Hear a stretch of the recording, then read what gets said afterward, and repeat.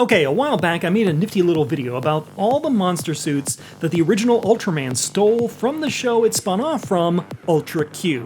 In that video, I tried to show how both of these shows exist in the same universe, and wow, am I glad I made that video before Shin Ultraman came out. Now, it hasn't been viewable here in the US at the time of this recording, but the first 10 minutes of the film have been released by the studio here on YouTube for everyone to see, and I gotta tell you, it's pretty interesting. The long and the short of it is that the opening sequence of the movie is a montage of monsters from Ultra Q. So for any of you not familiar with Ultra Q and who all of these monsters are and why they're in this movie, I thought we could go through and explain them. Also, Shin Ultraman kind of rewrites these monsters' histories a little bit from their time in Ultra Q, so we'll talk about that. The first thing you'll see in this movie is a weird-looking Godzilla from Shin Godzilla. Now, this isn't actually Godzilla, this is Gomez, and he originally appeared in the very first episode of Ultra Q. The reason he looks like Godzilla is because the Gomez suit was just a modified Godzilla suit, and I think it's hilarious that he was modeled to look like the Godzilla from Shin Godzilla.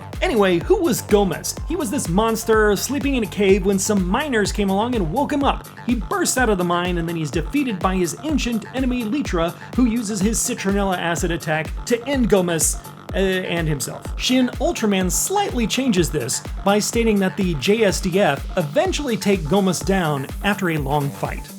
Next, we see the Mammoth Flower. Jiran, the Mammoth Flower, appeared in episode 4 of Ultra Q and was kind of a weird thing. There was an earthquake in Tokyo and this giant flower just sprung up in the middle of the city. It was eventually killed by putting a very powerful toxin into flamethrowers and burning it down. In Shin Ultraman, this stays pretty much the same, but it does note here that government, industry, and academia had to work together to make it happen.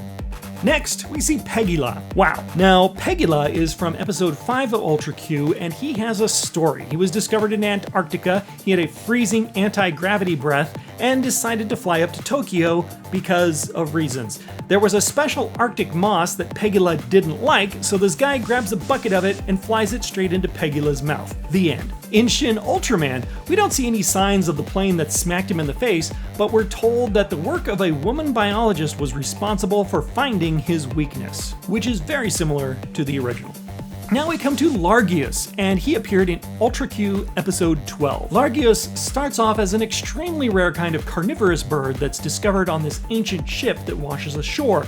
But once he starts eating all the villagers' chickens, they get mad at him, and he in turn gets mad back at them by turning into a giant bird and then flies away. The end. Totally as an aside here, but the Largius puppet was modified from the Litra puppet, the bird from episode 1 that killed Gomez. Shin Ultraman is slightly different and adds some extra information. Here he definitely looks like a giant chicken, but it says that Largius just disappeared and no one knows how. And maybe it's a stealth chicken. At this point in the movie, this has been 4 monsters now, and Japan is sick of it. So there are a few slides here explaining the formation of the Katokutai, or SSSP, which is the Kaiju Special Countermeasures, whatever, it's the Science Patrol. Then, BAM! We see Kaiju. So Kaiju originally appeared in Ultra Q episode 24 as Goga. It seems in earlier versions of the script he was called Kaiju, and that's why he has that name in Shin Ultraman. Anyway, Goga, as we first meet him, was imprisoned in this cursed statue, which, when it was stolen,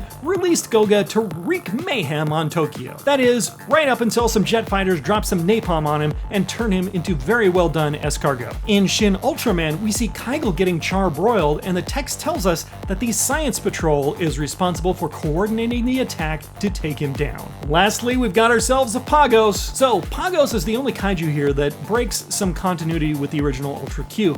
He originally shows up in episode 18 of Ultra Q before we see Goga Kaiju, but here, it's after. Also, his head is significantly different from the original. Anyway, the original Pagos was all about eating this uranium some kids had stolen, and he eventually stumbles through an industrial park where he gets hit with some crazy chemicals that turn him into stone. We see basically the same thing happening to him in Shin Ultraman, but here the Science Patrol is given the credit for his demise. So there's no longer a reason to try and connect the worlds of Ultra Q and Ultraman, since Shin Ultraman proves they are totally the same. Shin Ultraman takes a few liberties with the original source material to justify and explain the formation of the Science Patrol.